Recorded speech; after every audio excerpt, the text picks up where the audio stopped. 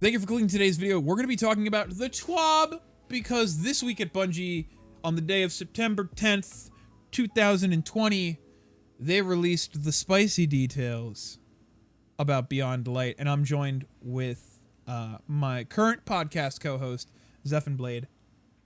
Heyo. And I'm literally just going to read this. We're live on Twitch. By the way, I stream every Thursday over on twitch.tv. The link will be in the description if you want to come over there.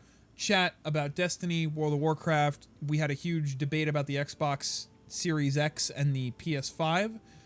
So make sure you tune in. All right, let's hop into the TWAB. I'm literally going to read it. We're going to read it and discuss it. And Zeph's already read most of it, so I'm just going to start. This week at Bungie, we're consuming stacks of light. Within Destiny 2, the exodus of Io, Titan, Mercury, and Mars continues. Zavala has tasked you with spreading word of impending darkness and keeping our beloved vendors up to speed. There are still a few more loose ends to tie up on these destinations, so get to it.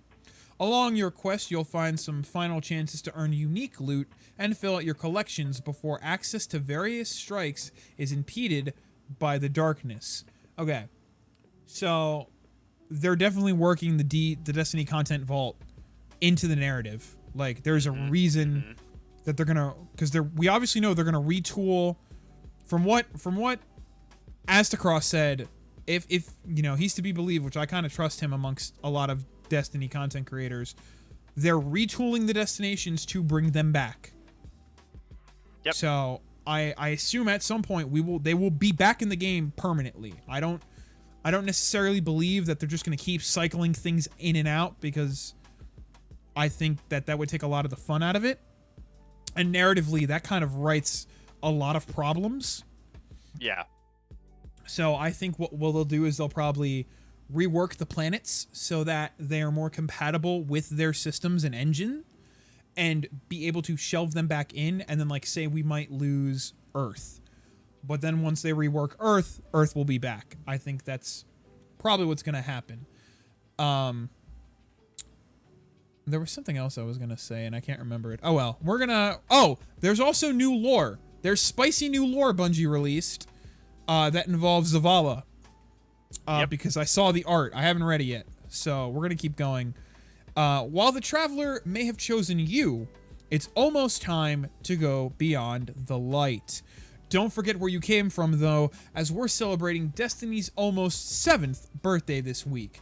Yeah, we know it's been 6 years, but 7 is darker. And they've got this really nice piece of artwork from one of the community artists that does a lot of work for them. They did the Age of Triumph artwork back in D1 where they had all the armor sets and, like, Oryx and everybody. I think they did a piece last year. It's got all the armor sets that have been available since Shadowkeep. So you have the Shadowkeep Warlock in the back there. You've got the... I think the only one it doesn't have is the Season of the... whatever the Vex one was. Undying. Yeah, Season of the Undying. So you have Shadowkeep armor, you have Season of Dawn armor, you've got Trials armor, you've got the Lux Titan armor, you've got Season of the Worthy armor, and Season of the Rivals armor, and the Age of Triumph armor with a nice different shader. So that's neat. I think they're probably counting the Shadowkeep one as the Undying armor. Yeah. I just meant specifically the season loot, yeah. The seasonal loot. Like, that was the expansion armor. If you haven't snagged the sweet wallpapers or seen our Stasis deep dives, head over to our fresh blog article covering the fun. While we're celebrating the past, we're also getting ready for the future. Do you want to read any of this Stasis stuff? You want to take the reins and read this Stasis art they made, or do you just want me to go through it real quick? I mean, you can go through it, and then we can talk about it mechanically, because I already have thoughts. Thoughts? DM. Okay. Yeah. Wields the darkness, Stasis. A mysterious new power. Stasis is an element born of darkness. In its base form, it's an alluring, lethal, cosmic energy that, when wielded correctly, can attach itself to surfaces, objects, and beings.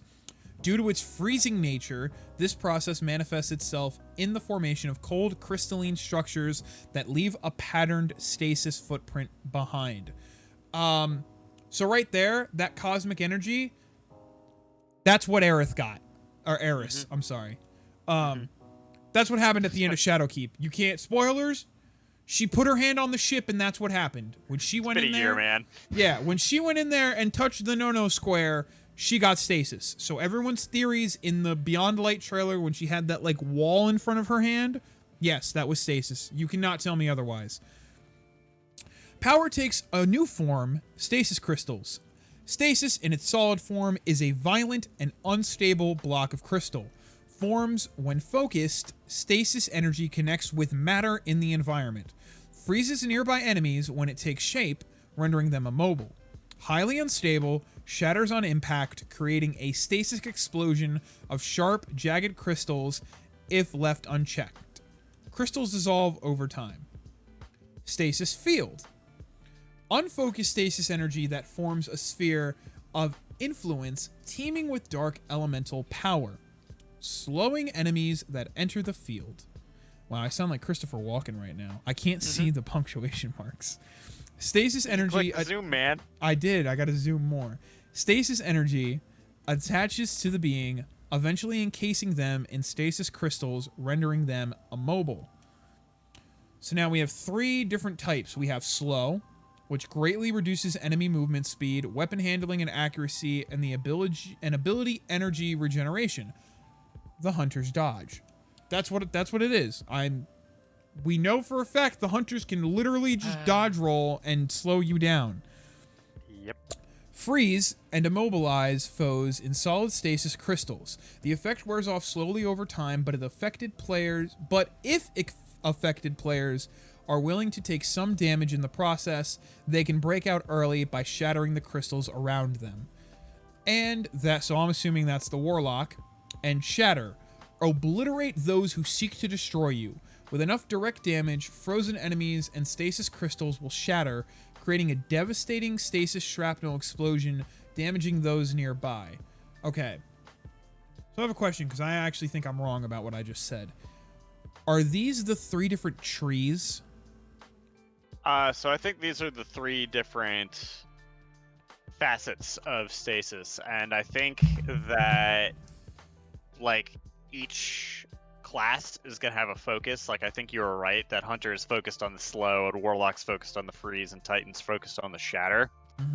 But I think that there will be facets of each within the subclass. Like, it won't just be like, oh, you can only shatter if you're a Titan, because that would be no fun, right? Because I know the Warlock can shatter things with exactly, with either its like rift or its ability. Yep. I'm interested in seeing how slow works with other classes, because so far as we know, Hunters can literally Gemini Jester wombo combo slow you. Not only can they do that, but they can prey on your instincts of, oh god, I don't want to die. If you actually put on the meme boots, if you put on bombardiers, the ones where you drop a little bomb when you dodge. Oh no, I didn't think of that. Yep. Everyone was like Gemini Jesters, but now you've taken this to a whole new level. And assuming that you can freeze with a Hunter Dodge, they're gonna either have to stand there and take the Bombardier Bomb, or they're going to be frozen, try to move out of it, take the damage from freezing, and then take the Bombardier Bomb. Right. So what I want to know is, if the Hunter Dodge, does the Hunter Dodge only slow you, or does it slow and freeze you? I think it slows you. I think it just slows you, which so again is fucking ridiculous. Right. So I assume it only slows character movement? No, it's abilities too. Right. What I'm saying is, like, I don't think it'll slow rate of fire. Like, they wouldn't slow the rate of fire on your gun, right? So, like, hear me out. So Hunters can slow and disorient people currently with smoke, right? And their their shadow shot. Yeah. So if you get slowed by a Hunter, and say it's a Hunter using it as a defense mechanism, you could still probably hip fire and do some damage. Hip fire is about all you're gonna do because it also says it decreases weapon handling and accuracy, so Oh you're gonna yeah, I need see it some there. serious hip fire. So I think you're actually potentially gonna see a lot more either targeting adjuster mods or stuff that's gonna benefit hip fire grip. Freehand. Yeah, I Yeah. think that actually controller might have an easier time. Oh man, controller's getting a lot of love between Last Word and the Traveler's Chosen, which I'm so thankful I played controller. Traveler's Chosen's nasty on controller. Because if I was still maining the Hunter, man, I'd be running Hamkaras on a controller all day. Mm-hmm. That's all I'd run. So Well, what wh- I was go ahead. doing last night is I had Traveler's Chosen, and then I was just using an auto rifle, and I had basically my build that I was just coming up with, where it's surprise attack with swift charge, Oh. and what is the other one? But basically, you rapidly defeat people either with a sidearm or, in my case, with an auto rifle, and you get charged with light. And then for surprise attack, when you either reload or ready a sidearm, it takes all your stacks of charged with light and turns it into a damage buff for the sidearm. That's oh, I was. It's a little silly. It is but because pairing. So like I got a really good forward path roll. Like, Yep. I was going on a spree with forward path last night because I think I have Iron Grip. Mm-hmm. I know that's one of the perks. I don't remember what the second perk is, but I just remembered that Gnawing Hunger is an energy weapon. Yep. And Traveler's Chosen is a primary. Yep. So that is a filthy build. Yep. That's It's disgusting. also it's double primary, so you can start to energy starve people. Oh yeah. But basically, the big thing for Traveler's Chosen is like when you defeat an enemy, you get a stack of Gathered Light, and for every Guardian you beat, it's ×3. You can hold up to ×10, and then when you do the special reload perk on the gun, it gives you basically like effectively 10% of your ability energy per stack back. So like you get a kill with the sidearm. You can hit him with an ability and then get the cleanup with the sidearm and then do the special reload if you want right off the bat, and you immediately have 30% of your energy back. That's silly. That's silly. My quick And question. Oh, go ahead. Yeah, go ahead. No. Finish your thought, because I want to get back to the stasis thing. Oh, so I was running that build, but I was also running Ophidius Bathe, which gives you 2 knives on the Hunter, and I was Ooh. running double explosive knives with Solar Oh. Plexus.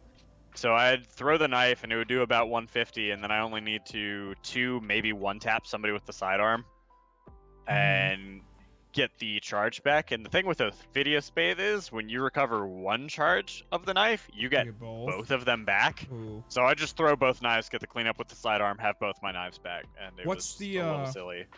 What's the gloves for the Hunter that boost skip grenades? Shinobu's Vow, that's the other one that's really, really silly. Hit Shinobu's Vow, that's dumb. That must Yeah. be dumb right now. So I wanna ask you, what do you think the difference between Stasis Field and Crystals is? Like, how do you think that comes into play, right? Because I'm sure Shatter, Freeze, Slow are aspects of the super. Mm-hmm. But what's the difference between Field and Crystals? Unless those are grenades. I think it's gonna be a Venn diagram. I think the Field is gonna allow you to slow and freeze, and the crystals are gonna allow you to freeze and shatter. Ooh, that'd be really interesting. All right, so let's keep going. Whether you're a veteran of Destiny or have just rezzed in the Cosmodrome, thank you for playing and thank you for being a part of our community. Now here's the juicy part. This is what I'm here for. A few twabs ago, Luke Smith took some time to run through changes to our philosophy in doling out rewards through various activities in D2. Hit the article again if you'd like a refresher on vanity, cosmetics, and more. We're not going to do that, but I'll probably reread it at some point. Today, we'll be focusing on core playlist rewards, strikes, Gambit, and Crucible. Oh, this is what I'm here for. I need new vendor sets. That's what I need in this game. They're pretty. To quote the article, here's what you can expect on the 10th. We are adding a new set of armor for strikes, Gambit, and Crucible. This armor shares a set of new geometry with decals and shaders specific to the activity. We will create new sets like this each year. This set will arrive alongside the new expansion. Okay, so what I'm getting from this is the Hunter set for Vanguard, Crucible, and Gambit is going to look like that, minus the colors and the decals. So that's the Hunter set. Yep. Okay, so all the Titan sets are going to look like that. All the Warlock sets are going to look like that with just a change of... So it seems like they're going with... Okay, I get it. So they're all having a knife. They're all having the canisters on the gloves, the leather in the vests. That ain't a knife. This is a knife. I will say it's definitely interesting. The Crucible set looks good. I like that Titan helmet. The Titan helmet looks really good. The shoulder pads are very Season of like Arrivals to me, with like the one bulky pad with the antenna. I like the Hunter chest piece in terms of like, I like the binary Phoenix design. That's just got a lot going on. Yeah. I think I'm biased. I'm just gonna say it. I'm biased, but I think I like the overall look of the Titan set the best. Yeah, I do too. I've never been a fan of like the gas mask style for hunters, except except the Prodigal Helm. Prodigal Helm I think was my favorite because it gave you those yellow eyes. The Warlock set looks okay. I don't know how I feel about the material. I don't know if that's something that'll change with the shader, but like it almost looks a little too plasticky, like their chest pieces, the leather on their chests. It's pleather, man. Yeah, it's not bad. It's definitely interesting. I don't think it's the best. What my hope is, and what I really hope, and we'll read more real quick, but I don't know if they talk about this. Because they're doing new sets yearly, what I would love to see them do is do new ornaments every season. Yeah. If you're going to do new geometry every year, that's fine. Because that happened in D1, right? Like, you had the green and blue Crucible set, right? Like that you know, like that new Metro Cerulean Divide look, which I really like. And then you had the blue and orange set after, like, post-Taken King Rise of Iron. Yep. So that's fine. Like, doing a yearly set is great. It's more than what we've gotten so far. But if you're going to keep the general design of the geometry the same across the classes, give me ornaments. And I don't mean like give me something to transmog over it to make it look like, I don't want to put Season of Arrivals ornaments on my Vanguard set. I want Vanguard specific ornaments. I want Crucible specific ornaments. You've done it before and they look the best. Like the Sword Strife or the Soaring whatever Phoenix ornaments that add like the plate on the Hunter armor is beautiful. Do it again, Bungie. We know you can do it. It would make these sets so much more customizable, which will help player expression, and Destiny is the true end game. And I think it would also be really cool. Make them like bring up ranks again and rank packages and have them sit in there like they used to. That's fine. I'm gonna be honest. Compared to previous sets, I'm a little underwhelmed. They don't look bad. There's personally, like, I like the shoulders on the Titan. I wouldn't say I'm underwhelmed. I am just like whelmed. Yeah, very very nice reference. Just whelmed. Thanks. I understood that. Is anyone ever just whelmed? This armor can be earned by completing activities or through vendor ranks ups. Good. Weekly challenges are also being updated to offer avenues for player to earn higher stat packages for these armor sets. Good. Okay, so they haven't talked about ornaments yet, which I hope there are going to be ornaments for this. And I hope if these are the shaders, I don't know. I never like the rusted look of shaders, like the faded look. I always like that super space age, shiny, like Glowhoo or Chatter White. Yeah. Like Vanguard Flashfire from last season is arguably one of my favorite Vanguard shaders. Crucible has done really good with its shaders, and Gambit too. I like the one so far from last season with the gold and the red and stuff, but I digress. Additionally, Year 4 will see the return of pursuit weapons. For those of you who may have joined our community in the last season or two, these weapons have static perks, but allow for some customization. The final 2 perk columns have multiple perks to choose from, kind of like old exotics, so you can tailor your weapon to your desired playstyle. Our eagle-eyed guardians may recognize this beauty from a recent Stasis trailer. Oh boy. This is beloved, right? This motherfucker. Yeah, this- no. Beloved, Beloved is- just got sunset, so this is just Beloved with a toga. Yeah, this is beloved 2.0. I will say that the shader on it looks amazing. I mean, it looks great. It is a beautiful gun, but I'm Oh. also just like, we were almost free. Our goal is to have a pursuit weapon available per season, earned through a focused quest. I like that. I like having the quests, like the Iron Banner one for this season. Perfect. Easy and perfect. And the rolls you got on those guns were good. Banshee will give you a choice between Strikes, Crucible, or Gambit to earn the base model. Make sure you take a moment to think about how you want to earn the weapon, as you'll be locked into specific objectives for whichever you pick. Once you finish the main quest, Zavala, Shax, and the Drifter will offer an additional quest which will reward you with weapon ornaments to the theme of their respective activities. If you're omnivorous and enjoy all 3 offerings, okay, so these are the ornaments. This is the Vanguard. I like that. That's a nice Vanguard ornament. I like the orange and the blue, and it still keeps some of the purple. The Crucible one, I don't know how I feel about the green wrapping, but it looks good. You know, can't complain. Red and white, Suros style. And the Gambit one, I think the Gambit one overall, as an overall package, looks the best. The green, the white, and the black is really nice. So, this is what I'm going to say. If you can do this for weapons, Bungie, if you can make an ornament for a gun that has 3 different variations, you can do it for armor sets. That's all I'm going to say. I'm a guy who likes to look really good, and obviously the best looking gear comes from raids and high-end activity, like Prophecy.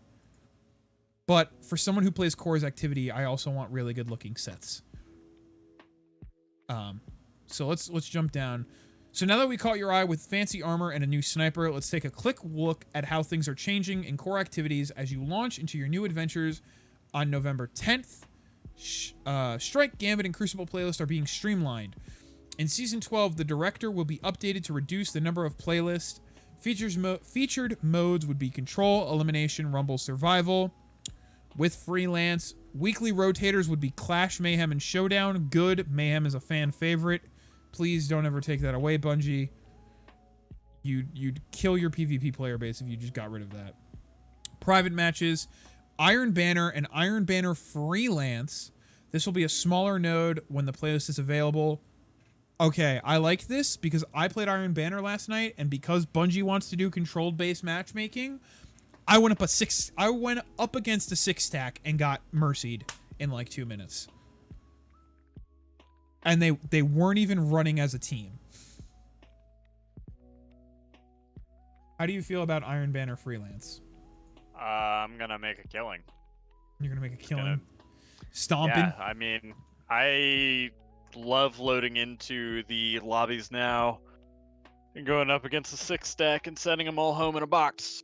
So, I mean, there's gonna be a lot of variance, right? Because this is what a lot of high-end PvP players and streamers have been asking for, is the solo queue playlist. So you are gonna find some absolute monsters in that playlist, but mostly you're just gonna find people who don't want to play against 6-stacks. Still, I don't think it's gonna be any less sweaty. I think it's you're gonna only really be able to blame yourself at the end of the day, and people are gonna have a hard time with that. I meant to post this last night after my banner session. I'm pretty sure I went up against Gunny and his clan. What's Gunny's clan name? Is it House of Wolves X? You can probably look it up if you go to like Trials Report. I'm gonna look it up real quick. Because this dude's name was Gunny, and this was the 6-stack I went up against. Ooh, I love that little logo. That's nice. Reminds me of I zoned in late to a Gambit match the other night, just because I was messing around trying to get some Bright Dust off the bounty, and I loaded in. It was match point, sudden death, and I was getting ready. The invader came over, and it was Slayer Rage, Oh my god. and we lost. I looked up Gunny, and there's so many things that have popped up. Oh, I found the Gunny that I went up against. House of Wolves, 1074. I don't know which Gunny is Gunny, because there's like a million Gunnies. Well, There's a million Gunnies, but so far only one that has Gunny as his character name. Because, nope, there's another one. Well, that's not helpful. Anyway, Trials of Osiris, adept weapons rewarded to those reaching the lighthouse. Return to Trials in Season 12. Sir. Let's go. Yes, sir. More details on functionality to come in a sandbox preview. Okay, currently planned for October. All right, so this is what the Crucible map's going to look like now. Literally 5 nodes. Your cores, your core modes, which I assume one of these is Rumble. Right? Rumble, Control, Survival, and then down here are your 2 rotating modes, and then private matches is in the corner. Yep. I assume they're just using a generic card stock in the back, because I really hope that's not the armor for next Iron Banner, because that's the old set. No, that's no. I don't think that's. I think that's a placeholder. Vanguard Strikes and Nightfall, The Ordeal will be your 2 playlist options. Each playlist will continue to offer weekly challenges. The Ordeal will continue to feature matchmaking at lower difficulties. We are also looking to add adept weapons to Strikes in a future season. Yes, Closer sir. to Season 13. Let's go, Bungie. Strike-specific loot. Make it adept. Let's do it. Give us more stuff. That's, like, worth getting, though. Like Grasp of Malik. I swear, if they're bringing back Sepix, I want the sniper. I want, like, what is it? Twilight's Oath? Was that what it was? Oh, You God, remember dude, you remember the one from Rise of Iron, the white and black one? It was so good until you had until you got Ex Machina. Gambit, as covered Devil's last Dawn? week. Devil's Dawn, yeah. That was my go-to until I got Ex Machina from Wrath. Because once you got Ex Machina, it was game over. Yep. As covered last week, Gambit and Gambit Prime will be consolidated into a single mode. We have some additional details on specific rule changes, as well as development notes from the team on how things are going to change and the goals behind them. Hey Gambiters, we wanted to give you an explanation of wow, they didn't check this typing. We wanted to give you an explanations of rules changes coming to Gambit in November. That's not English, my man. As well as a key update from last week. Some goals we wrote down before we started. Build a more approachable Gambit Prime, keeping the 1-round format with a longer round, but without the Gambit Prime armor perks, which nobody uses anyway. At least not nowadays. Rebalance the moats phase to last 2 to 3 of each match rather than half the match. Speed up the Primeval fight compared to Gambit Prime to give more the feeling of a boss rush. I like that. Because just waiting till your 4 stack is boring. And it can be annoying if, you're behind. We started with Gambit Prime encounters full stop. However, without the Reaper buffs, the large bosses that come in enemy waves were too tanky. We pulled them all down to mini boss or elite. The pacing should feel like how Gambit feels for a pickup group or how Prime feels for a fully kitted team. Playtested the having the moats phase, target a score of 150 and or have a heavier moat drain. This allowed organized teams to steamroll even more effectively, not less, so we pulled back to the current Gambit Prime moat target and drain, which I assume they mean when your bank is on when the big boys are on your bank. We started with the Gambit Prime blockers, but pulled the Taken Captain from the blocker lineup as he proved too potent for a 10 moat blocker. Placed him with the Phalanx, okay, who can be tough to kill but not as lethal. Yeah, I hate taking captains in Gambit. They're complete garbage. Everybody does. Oh, it's horrible.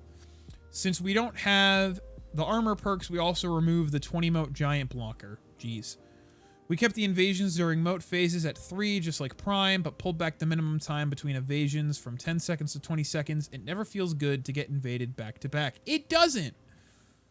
For the boss fight, we start with the Gambit Primeval fight. Remove the timed Slayer buffs, good. Increase the Primeval health and potency of the Slayer buff given by when killing envoys. We respawn the envoys every 40% damage done to the Primeval. So if you get invaded and the Primeval is healed a lot, you have the opportunity to get more Slayer buffs to catch up. Also good. Fight length ends up somewhere in between original Gambit and Prime, so we just adjusted the invasion timer during the Primeval phase to match right in between Gambit and Gambit Prime timing. Overall, this mode will be a little quicker than Prime, mostly due to shortening the boss phase and the removal of larger bosses from the fronts. One that still gives that great Gambit feeling you all love. Yeah, haha. Yeah, I know. Gambit was great when it launched, and then it Oh, got... I mean, you couldn't find me in any other playlist when Gambit first launched. Especially when the meta was 5-mote, when 5-mote banking was the meta. It was just 5 motes, just spam. Spam small blockers. That was my Gambit Prime. That's when I fell in love with it. We see you're hungry for info, and we're excited to bring the heat. As we approach Beyond Light, we'll have more details on how your weekly rituals are changing. Economy, Eververse, Sandbox, and more. We are looking forward to talking about things like solo queue banner, but we have a few things left to tie up as we approach launch. Stay tuned. Last week we announced changes coming to Triumphs. Various Triumphs and Seals will soon become unavailable, leaving you to figure out which things to prioritize. That's right. APIs got really fast, apparently. Oh, dumb fast. There's like awesome. dummy fast. Literally 10 times faster. Yeah, the companion app. And these are patch notes, which I'm not really going to go across. And then these are movies of the week. So I'm going to read the end of it. 6 years ago, I was sitting in my friend's garage, wrapped in a blanket, playing through Destiny for the first time after calling out sick from work. I think my initial character was a hunter, the cloaks were cool, the golden gun shown in the trailers caught my eye. I had no clue what Rampage was, why Suros was considered good, or why anyone would care about an exotic rocket launcher. Wow, making everybody feel old. Hashtag Galley. Fast forward to now, we have a massive community, multiple expansions, exotics, weapons, subclasses, and more under our belts. You fought back the darkness, lost your light, met a wizard that came from the moon, and more. And now, in only a few months, after looking at beautiful concept art since 2014, we'll finally sink our boots in the snows of Europa. We'll also be embracing darkness abilities for the first time. I know I've said we're just getting started a few times since starting on the community team, but every release gives us a chance to set off on a new path. Fresh experiences with a sense of wonder, challenges that push you and grow your skill, and opportunities to make new friends along the way. Thanks for joining us on this wild ride. Now, it's time for me to hop into Iron Banner as I hunt for a few different roles on my weaponry. I've heard whisper from our Sandbox folks of upcoming changes to 110 hand cannons. Might be fun to snag a few random rolls to try out when Beyond Light ships. That conversation is for another time, though. How about next month? We'll see if this little tease makes it through editorial. If it does, I bet you 200,000 glimmer that someone makes a 5-minute YouTube video about it. Happy hunting. Cheers. DMG. Joke's on you, we're making a 30-minute YouTube video about it.